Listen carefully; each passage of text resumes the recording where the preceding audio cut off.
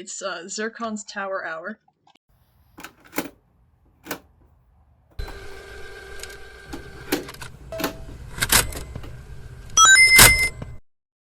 Hey gang, in celebration of me finally getting a new mic, I've edited a video! Woohoo! This VOD is actually from the first time I ever streamed, edited down into 5 main stories with a lot of tangents in between. So, if you are in the mood to listen to me rant on a much worse mic quality than this for about 50 minutes, then settle in. Woo! Okay, trespassing. That's a fun one. So this is one that I think most people here are already aware of, but it's also one of the weirdest things I've done online, just kind of in general. So, I have a friend, who, for stream purposes, we will call Milk Boy. In any case, I was helping him set up a server for his school, like a while ago, like months ago. So I was helping him set up some, like, command things, some whatever. I'll try to do it justice. And I helped him with, like, a parkour thing. I got to compete in it a little bit. It was a fun little time. Some time passes, the server closes, because it was just, like, not Atronos, but Shockbite, I think? He was just paying someone to host a server for him. After a while, he stopped paying, the server closes, whatever. A while after this, and I mean months, and I wish I had actual timestamps for this because I feel like it would help to understand. I guess it doesn't really matter. So, months later, I never clear out my server listings just because I don't really see the need to. And as a result, the server that Milkboy hosted, I saw when it went online again. And I was like, huh, that's weird. So I join in. It lets me on no problem. So I'm like, oh, I guess he must have restarted it. And it's just like a basic survival server with a very interesting seed. So basically, for as far as I cared to travel in a good 1,000 blocks in all directions from spawn, there were no biomes that naturally had trees. There was desert, there was eroded mesa, and there was warm ocean and river, and that's it. So no biomes that naturally generated trees at all, which made it a very interesting challenge world. Now, I know Milkboy, I know he's a fan of challenge worlds, so I figured, oh, he found a cool seed, put it on a server for him and his friends. Great. So, I'm playing on there for like an hour, and then I think, oh, maybe he had this world in mind for like a special event. Maybe I should ask him to make sure I can keep playing on it. Also, just side note, I was thriving on this challenge world. I also love a challenge world. I went and I killed an iron golem with my fist. I made an iron pickaxe out of dead bushes and the iron golem. I was doing great. So, I text Milkboy, and I'm like, hey dude, why'd you bring the server back online? Do you have something planned? And he goes, what do you mean? I'm like, oh, your Minecraft server, it's back online. And he goes, oh, I stopped paying for that. And I'm like, oh, that's weird. And so then it kind of slowly dawns on me that Shockbite reuses their IPs. Meaning that at this point, I had found myself on some random person's server, and they just didn't have a whitelist to keep me out. So now this is why it's called the Trespassing Story. I was fully not allowed on this server, I was just there. And I was like, okay. Well, I've been playing for a couple of hours now. I've gotten myself situated. I don't want to leave. I'm gonna keep playing. It is the best part. It's the best part of this entire story is that I found out that this was some random person's server and I just kind of kept going. I just stuck around. Cause like, it cracks me up. I love this story. So, I'm on this server. I'm fucking around. I'm thriving. This was, oh, here's another important thing. This was my very first time playing with the new 1.18 world gen, which means that I was playing with the new caves for the very first time on this server. So of course I want to keep playing to like explore the new world gen and explore the new caves, and right next to where I set up my base was this massive, massive base. Or massive cave that just went like straight down to bedrock. It was humongous, and like on nowadays standard caves, it was like medium big, but because it was brand new, this was like the biggest cave I'd ever seen in this game. So I had to keep playing. So I made a little base. Well, if you've seen me play Minecraft before, you know I'm not really one for building, I say, doing this. In any case, I've kind of like, it was one of those caves where the top part of it kind of extended from the surface. So there was kind of like a bowl that I was living in, and then it just led into the big cave. And so I'm playing on there for a couple of hours that day. And I never see a single other person log on. And keep in mind, this is the first day that this server has been online. Because, like, it's just, I don't have that many server listings, and in fact, that server is actually right next to the SM3. So I noticed it immediately when it was back online. So I think, whatever.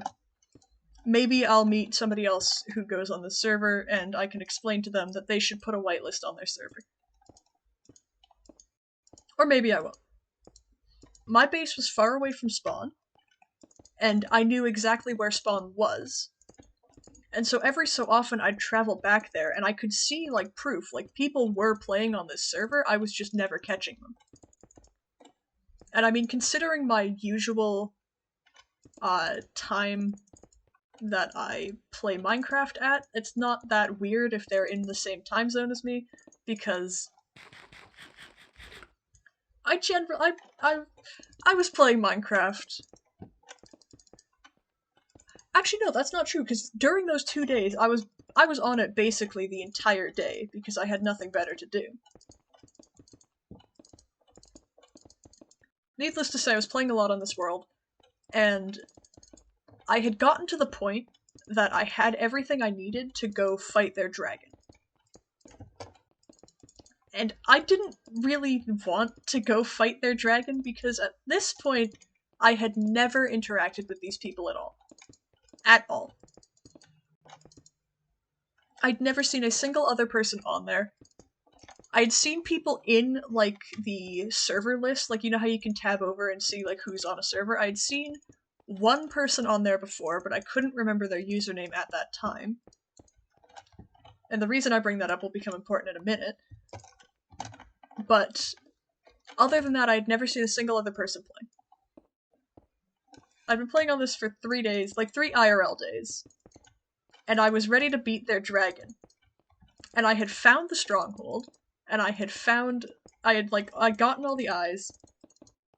And another important part of this is that despite this being my first, like, foray into 1.18 caves, I hadn't died on that world yet. Like, I had never died, which is less strange for me nowadays, but when this story happened, was kind of like a feat for me. So, I'm in a Discord call, and I'm streaming my screen to some of my friends. And I was showing them the path to the stronghold. Like, I literally was showing them the path and being like, I don't want to beat their dragon. These people have been absolutely nothing to me, let alone any kind of mean to me, because I'm just kind of playing on the server they're paying for free, you know? Like, if anyone was in the wrong at this point, it was me. Which was a common sentiment I felt through the entirety of playing on this server, was that it very much felt like trespassing. Like, I was kind of worried just whenever that they were gonna log on and be like, who the hell are you? Get off of our server. But it just hadn't happened yet. I think the exact wording I used was, I feel like I'm living in their walls. So I'm cruising, I'm playing, and it's 3 a.m. I remember that time very specifically. It was 3 a.m. and somebody logs on to the server. Now this is the first time I had ever seen anyone log on to the server while I was playing. This is the first time I ever could have gotten caught. And something that Minecraft will actually let you do nowadays is you can hide yourself from server listings, like you can hide your username. And that's just like a privacy setting you can turn on. And while I was doing the trespassing thing, I thought it was proper to do that. So, if I hadn't done anything when this person logged on, I may not have been found out. But they log on, and I panic and log out instantly. So, I've logged out, they just saw my logout message. Whoever was playing knows I am there. Very certain. For certain. They know I'm there. I made sure of it. And then I watched the server listing. I refreshed a couple times. And the person who logged in logs out. So, here's where the fun part of the story begins, because all of this was just build up so far. So now, I finally have a username of someone who plays on this server. And what do you do with Minecraft usernames? You plug them into NameMC. I do it with everybody, I love it. And usually I'm just doing it to try and get a gauge of how long I think the person's been playing the game, but also it's just kind of like a curiosity thing. It's like, interesting. So we plug this person's name into NameMC, and we scroll down a little bit, and we find out that one of their old usernames used to be Anime Nazi. Which is not the greatest username to have had, you know? So at this point, Goblin and Dawson are both in my ear, and they are like, you have to get on there right now and beat their dragon. And I'm like, I know, because I know that they've just found a random stranger on their server. And who in their right mind wouldn't immediately put a whitelist on their server after that? So I'm like, okay, my time is limited, the clock is ticking, I'm ready to beat their dragon right now. I will never have another chance at this. And now, Goblin and Dawson are in my ear saying they deserve what's coming to them, their username is Anime Nazi. Or was Anime Nazi, and I'm like, yeah, you're right. And so I log back in, no one else logs in. I'm like waiting for the hammer to drop, I'm waiting to get whitelisted out at any second. And I just go in, and I fight their dragon. So I beat the dragon. It was a pretty epic fight, if I do say so myself. I had gotten launched, and I wasn't very good at water bucket clutches before, and so I'm like, okay, I had no ender pearls, I had no other way of saving myself, and I perfectly water bucket clutched a drop that absolutely would have killed me. And it wasn't even that I had the best of gear at that point, I just had I think I had enchanted iron, is what I was going with. But yeah, I beat the dragon, and I didn't die during it, and that was the first time in my entire life that I had ever beat the game without dying, A, and B, without cheating at all. And then I had packed a bunch of beds to try and use beds to kill the dragon, and I never used a single one of them. So what I did instead was I took the dragon egg, and I left all of the beds on the ground in the end in the shape of an L. Because I beat their dragon first, and they can take that L. Yeah, I was very happy that I'd beaten the dragon. I went back to the overworld, and then I'm like, okay. I know my time on this server is limited. I know that tomorrow I won't be able to log in. They will absolutely have a whitelist. I'm going to the best of my ability, ruin this world. No, I left the note after. Or actually, no, I left the note during the 3 days that I was playing. I had left a note at my base, which was a book and in a lectern. because literally there was no wood to spare for anything. Like, to spare wood for making a sign would have been silly in the situation I was in, because this still was very much a challenge world, right? So I stole a lectern from a village. I made a book and quill, and left a note at the thing that said, hey, this is my username, this is my Discord, if you want to message me, please message me. Your server's very cool, I like this seed a lot, I can leave it if you want, and I suggest a whitelist, but can I please have the seed to this world? And as far as I know, they never actually found that note, but it was left. There was an attempt made to communicate during this entire debacle. So, I beat the dragon, I'm feeling satisfied with myself, and I thought, okay, if I never get to play on this world again, I'm gonna ruin it to the best of my ability. So I went to the stronghold. No, firstly, I went to the Nether Fortress, and I broke all of the blaze spawners. And then I destroyed my path to the Nether Fortress. Then I went to the stronghold, and the original plan was to break the stronghold portal with, like, bedrock breaking stuff, but that kind of fell through. So instead, I just fully encased the stronghold, or the end portal, in obsidian, and I cut off the rest of the stronghold from the portal room in a way that looked just like regular stronghold generation. So as far as they were concerned, if they found this stronghold, it just didn't have an end portal room.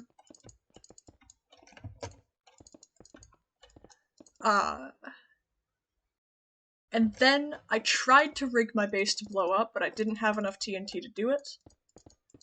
And then I logged off for the night. And in the morning, I tried logging in just out of curiosity, and sure enough, I was banned. There was a whitelist on, I could not log in. So I thought, oh, that's the end of the story, whatever. I had my fun, I trespassed on someone's server, that was fun. I figured, okay, end of story, whatever. I won't be allowed back on this server. And so I just kinda like went on with my life. And I didn't remove the server listing because I still never clear out my server listings. And every so often I'd see people online, but I was just like, oh, I've been whitelisted out, I'm not allowed to play, whatever. So I want to say like a week passed, and I tried logging in again just for like the hell of it, just to see, and it lets me in. And so I'm now standing in the ruins of my base, because my base has been blown up.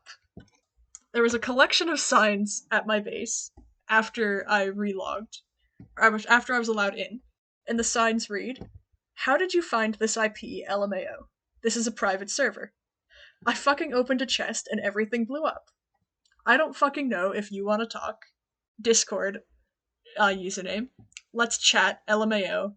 Signed, the person who owned this server." So I friend request him on Discord, because who the hell wouldn't? I'm curious as all hell. And I wait. And I wait. And I wait. And there is no sign of any communication from this guy. I just kind of waited. I sent him a friend request and I didn't get a response, and I was just like, okay, whatever. And honestly, he had messages from Discord strangers turned off, which is like a good thing to do, you should do that. But that also just meant that I couldn't message him. And so I had to wait until he accepted my friend request to explain what the hell I was doing there. And he just hadn't, so I was just waiting. And I want to say it was like a month. I'm actually going to check that, because that is curious to me. Yeah, it was a full month. So, like, things had changed. I had not been playing on that server anymore because my base was completely blown up. I was just kind of doing my own thing. And I noticed every so often they'd like change what the server was set to, so it was like they were playing a mod pack for a little while, they were doing a bunch of different things, and I'd just like see people playing on it every so often. And I was content to have that be See, exactly. That's why I was so weirded out by the fact that I was not getting, like, a response back. Was like, clearly you want to talk to me about this. You left your Discord. Shit. You left your Discord there to, like, talk to me about this, right? No answer. So, the world was on, like, a mod pack world for a while, which meant that I couldn't actually join it because I wasn't going to get foraged just to snoop. Well, that is honestly in character for me, but I didn't. We'll leave it at that. And so, I'm just kind of, like, waiting. Like, I've done everything I can do in this situation to communicate with this person, and I've gotten no response. So, I wait, and I'm waiting. And the world switches back to a vanilla world. And it's a new world seed, and it is not a challenge world this time, which kind of disappointed me. But of course, I join anyway. And I just, like, I do my thing. I start playing, I get going. I'm doing exactly what I did on the first world, because I'm allowed in now. Like, they whitelisted me on. They allowed me to be there specifically. Which cracks me up to the degree of the person who caught me remembered my username enough for them to whitelist me. Because, like, because I thought, oh, I want to know if they're specifically allowing me on or if they just took the whitelist off. And I had somebody else try and log into that server, and they couldn't get on. Like, they specifically whitelisted me in. The world changes back to vanilla. I log back in, and I do my thing again. I'm playing. I'm doing my... I'm going, I'm whatever. And in the midst of me doing this, somebody logs in. Somebody catches me again. And they're like, hey, who are you? And I'm like, okay, what are my options here? And I decide to name drop the guy who left me the signs, right? Because I was under the impression that he's the owner of the server. So I'm like, oh, I'm a friend of so-and-so. And they're like, oh, cool. And then they just leave me alone to play. So I continue playing with them on this server with me. And then, the server admin logs in. The guy who left me the signs, he logs in. And I'm like, shit! I just name dropped this guy. He's gonna know that I'm not his friend. And so... yeah, Echo wasn't called for this one. So, oh yeah, this was another thing. I was in call again when this part happened. Like, people saw this happen. So, I've just name dropped this guy. I'm kind of freaking out. I don't want to be banned again.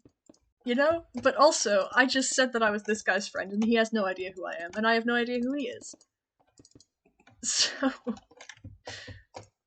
he logs in, and he goes, who are you? And I go, I sent you a friend request on Discord a while ago. And he goes, oh shit, I just cleared all of my Discord friend requests, sorry, resend it. So I resend the request, he accepts it, and he immediately calls me on Discord. Now, I'm not one to judge people very harshly. Not terribly, anyway. I try to be, like, understanding. I think most people were in the call for this one. This one happened at, like, a reasonable hour of the day. But a stranger, a full stranger who you have never met, and know only as the person who hacked into your Minecraft server, has friended you on Discord, and your first reaction is to call them on Discord. So of course, my interest is piqued. I pick up the call. So this guy is in call with me now, and he goes, who are you? Which is the question of the day at this point. I've been asked that like 4 times. And I go, hey, And then I explained the server situation to him. I explained, oh, I broke into your server accidentally. I beat your dragon because I'm a dick. I had fun doing it. Can you give me the seed to the world, please? And he goes, oh shit, I didn't know that they reuse their IPs. I'll be sure to put a whitelist on any future servers. Also, you don't seem that bad. You can stay on the server, like I'm not gonna kick you out. So... I'm still whitelisted on this server, by the way. I could go log on to it right now. But this guy ends the call by saying, anyway, I gotta go. I left a call that I was on. I left a call with my girlfriend for this. This man was on a call with his girlfriend and called a random stranger on Discord instead. Why on earth? Why on earth? Who does that? Like, who in their right mind is like, hold on, babe. This random guy who hacked into my Minecraft server has friended me on Discord. I gotta call him. I'll be right back. So the call ends, I rejoin call with the gang, and I explain what the fuck just happened. And I never got the world seed. He never sent it to me. But yeah, that's kind of the end. There was no grand triumphant ending to this one either. I trespassed on a server, beat their dragon. Oh, here's one more thing, actually. Is that during this time, I had also been trying to beat the dragon before them on the new world. And in my attempts to do so, I died. And I found out that their server had keep inventory on. And that all the servers they had been hosting had keep inventory on. But I just never found out because I hadn't died on any of them up until that point. Also, the way I died was a botched water bucket, which I think is very fitting. I just, like, jumped off a cliff and died.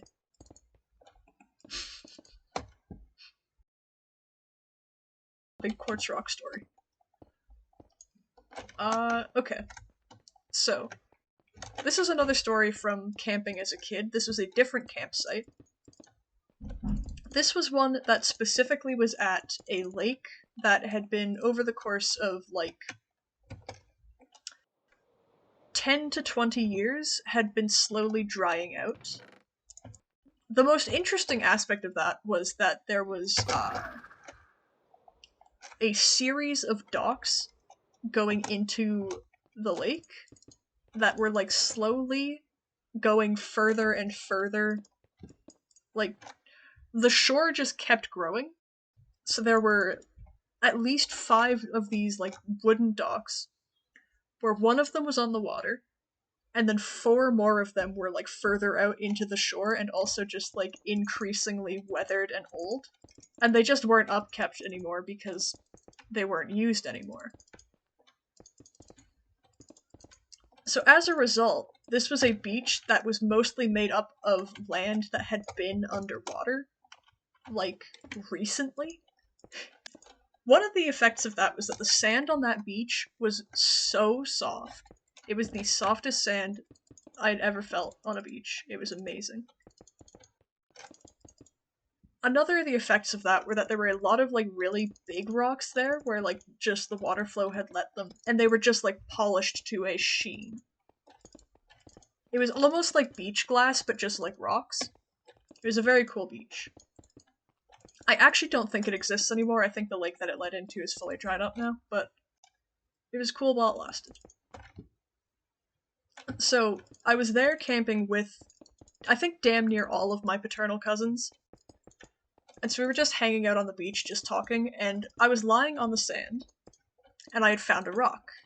And it was one of those rocks that like I was talking about, had been polished smooth, but it was, like, faceted, kind of, but I was lying in the sand, and I hadn't looked at it. I just found it while, like, running my hand through the sand, so I was holding it, and just, like, running it through the sand, moving it in my hand. It felt cool. This cool rock. We were talking. And I kind of, like, just spent a good hour playing with this rock while chatting with my family. And then we got called back up to go eat dinner.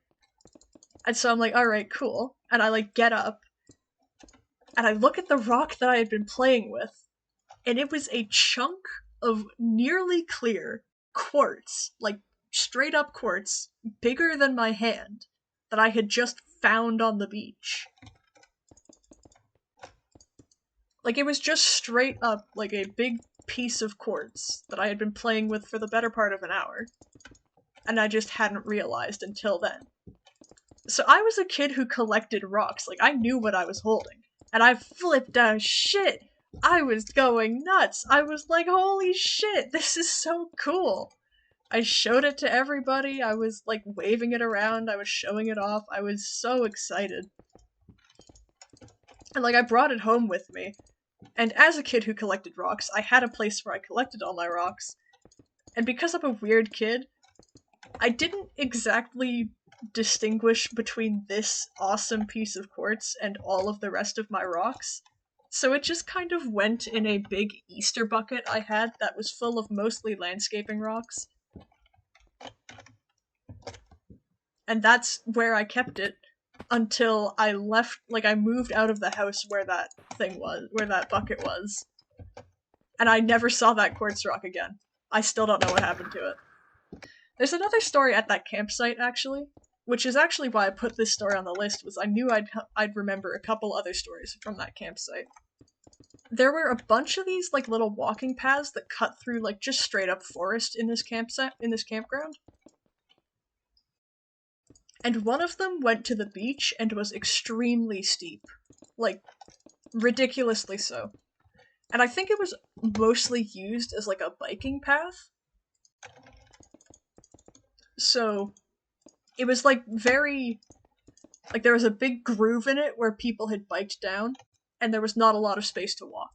It was a very narrow path, there were, like, bramble bushes on either side, and it led basically straight... the moment you got out of the forest, you were basically in the water of the lake. And so, one time, my cousins and I were racing to get to the lake, and some of them had taken that path.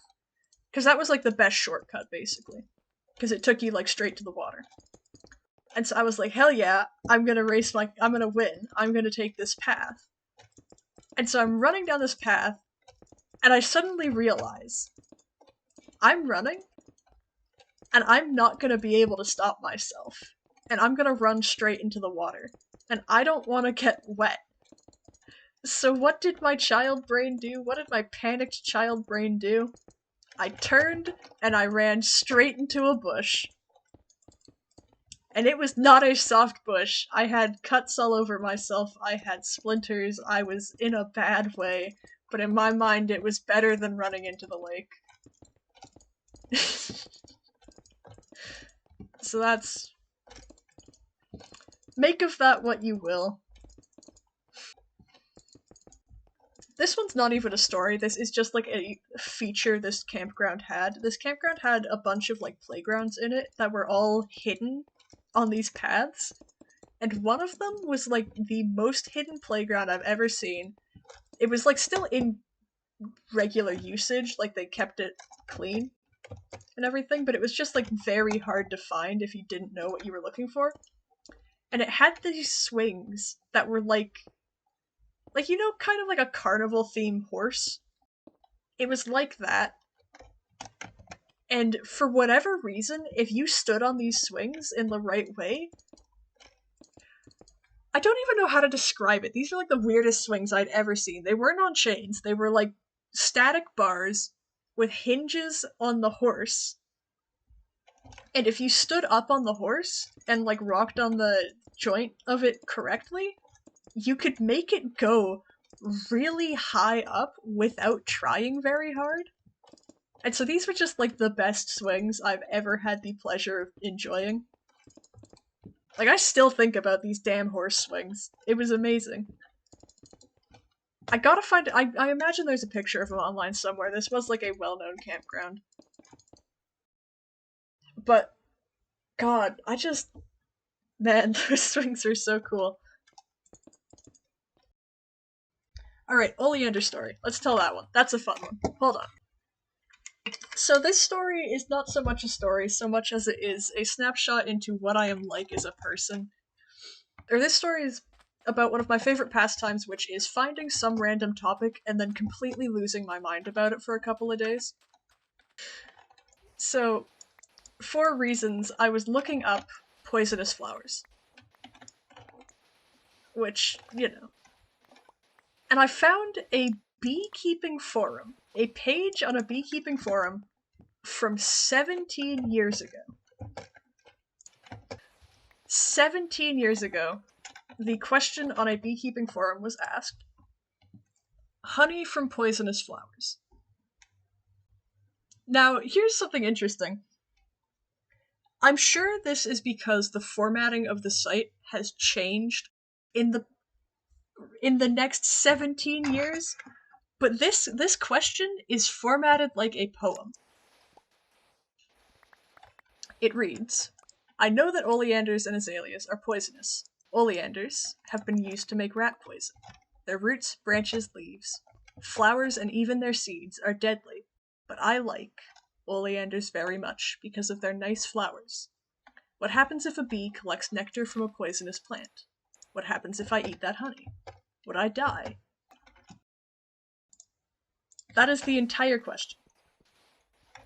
Now, already, this is already so intriguing. This is a question on a beekeeping forum from 17 years ago. My brain is whirring. It's like they've upkept this forum for 17 years? That's amazing. That was awful. Like, I'm very familiar with the fleeting nature of the internet, especially these days. To have a beekeeping forum be upkept for 17 years just drives me nuts. I was already fully enraptured in this story. But also, I start looking into the answers to this question. And the answer closest to when the question was asked was 8 years after the question was asked. This person did not get an answer for 8 years. There were a number of answers on this, mostly amounting to maybe, but only if the bees only get flour from those plants. Like, this is just for curiosity's sake. Yes, there is such a thing as poisonous honey from oleanders and azaleas, but only if bees are exclusively fed on those plants, which is basically never a thing, because oleanders don't grow in, like, amounts large enough for that to really be a problem, and azaleas don't do that either, except in very specific cases where they do, and I will get into that later. Holy fuck, that's gotten tall. I mean, I guess I was building it, but, like, Christ. Oh, if you were around for the SM3 Squared season, you'll know that I was on Team Rat Poison. And, our team name was actually picked from that question. This is my favorite answer in that entire forum, which is, I'm no doctor, nor a poison expert, but I am familiar with the consumption of nectar located at the bottom of the pistils protruding from the flower. As a child, I knew the plant was poisonous, but doubted the nectar was. I consumed many times, as well as other flowers, never got sick. The oleander, ... That's the end of the answer. That's it. That's all. As far as I can tell, the oleander fucking got the question answer. But moving on from that, it started a kick. I had to find out more about poisonous honey. I went and I researched this to a truly ridiculous degree, just because it's like, man, that's super interesting. I'm so curious about poisonous honey now. So basically, poisonous honey is a thing. Like, it is a thing that happens with bees that are fed almost exclusively on plants that are poisonous to humans. But usually, the reason that poisonous oleander honey does not happen, because oleander is actually poisonous to arthropods as well. And so the bees that are fed on it in high enough concentrations to actually make poisonous honey just kind of die. Oh, okay, one more important aspect of this little research project is that it led to me finding quite literally the best page on Wikipedia. Second best, sorry. The best page on Wikipedia, in my humble opinion, is the Wikipedia page for Yahtzee. Because if you read that page, you will find the most needlessly convoluted, needlessly detailed, exceedingly, it's just ridiculous. It's like, who put all of this effort into the Yahtzee Wikipedia page? And this is actually one of those pages that has a warning on it that's like, hey, this page has been said to have an unreasonable amount of detail. I love it. There's strategies, it just goes into detail to no end about these stupid... Oh, God. It's ridiculous. Echo, you can't interrupt me. Now I have to talk about that. Ludwig Wikipedia source. God damn it. Okay, I'm going to talk about that very briefly and then get back on topic, because basically there's fucking... Skeletal deformities was another thing that I went on a very long kick reading about on Wikipedia, because they have a lot of pictures, and I really enjoy looking at those. The streamer Ludwig has a skeletal deformity. And in reading that Wikipedia page, I can't actually remember the name of the deformity right this second, I'm sure somebody else knows. In the popular culture thing, I think, like the references in popular culture section, they said Ludwig, or like streamer Ludwig has this condition. And then they sourced it. Yes, pectus excavatum. And they had a source, and then they had a tag after it that read unreliable source.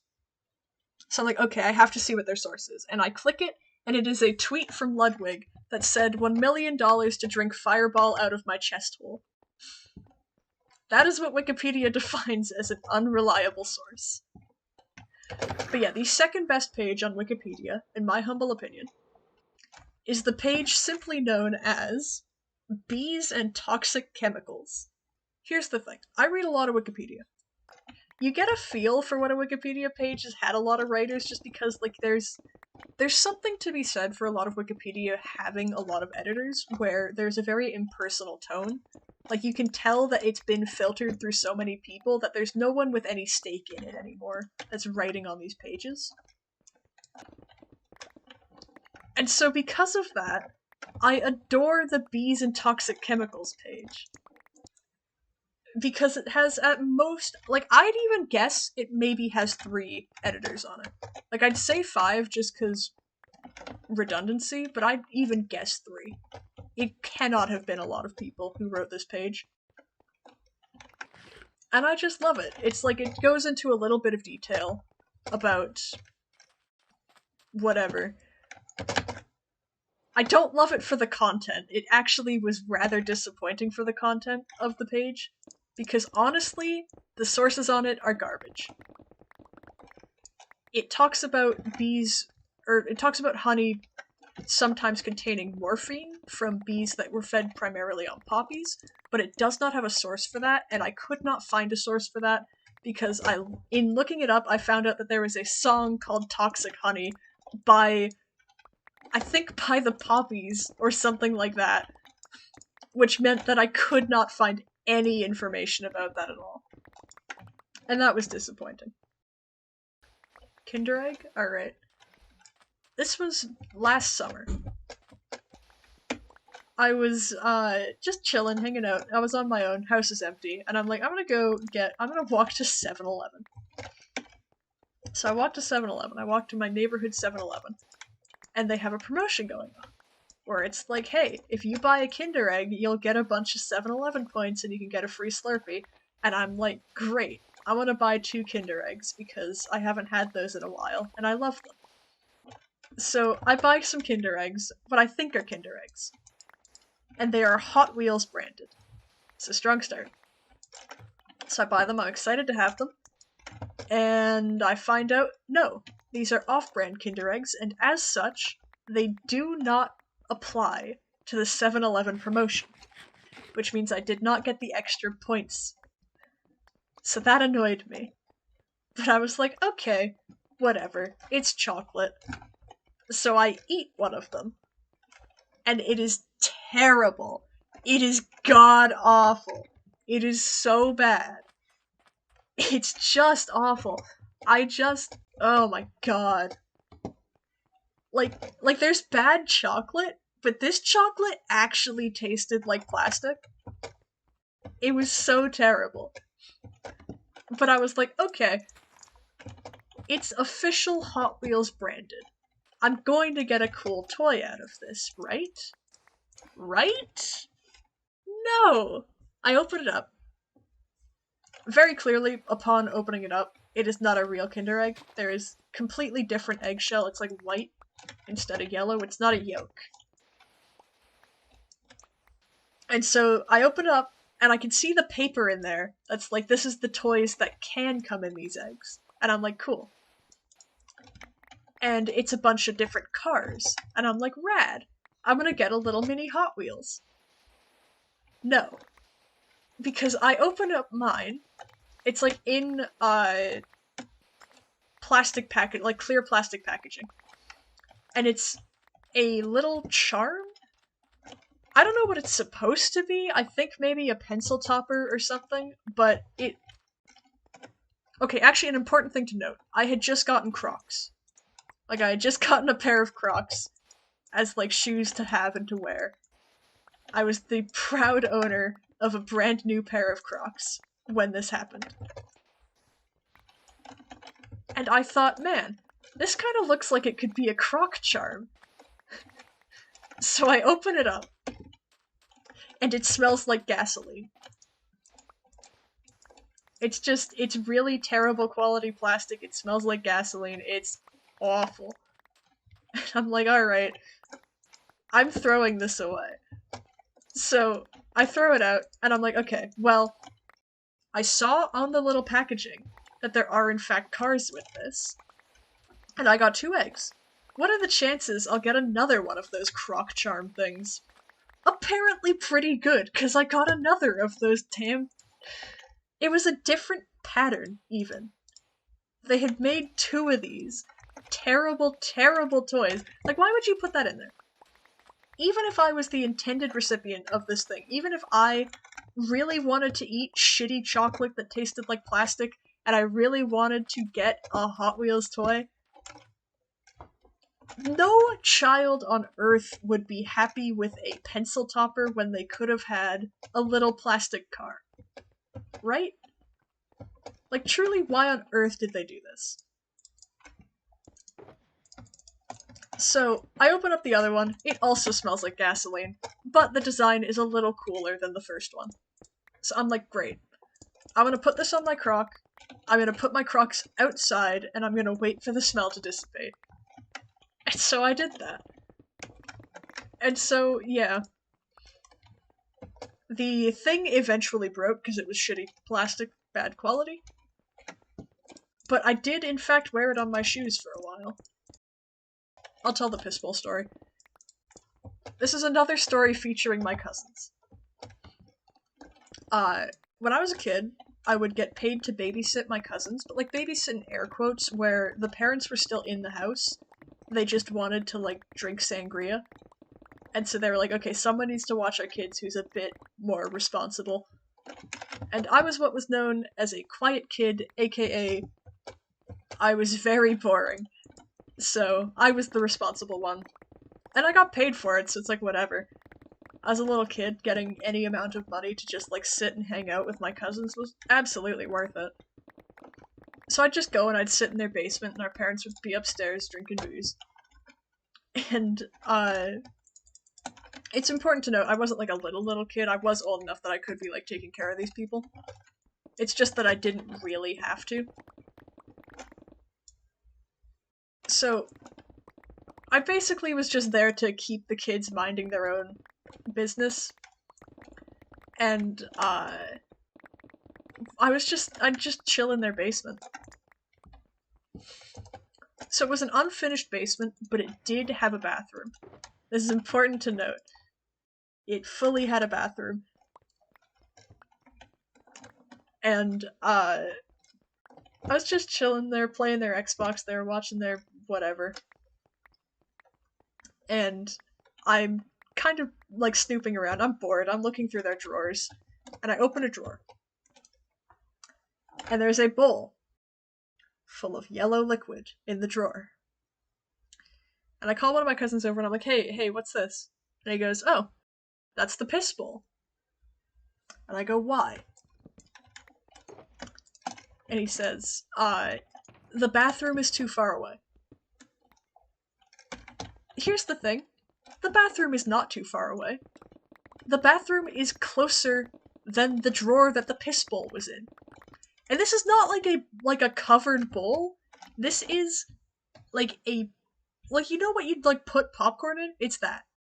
It is a bowl clearly just taken from their kitchen that probably even had chips in it before it was used for this.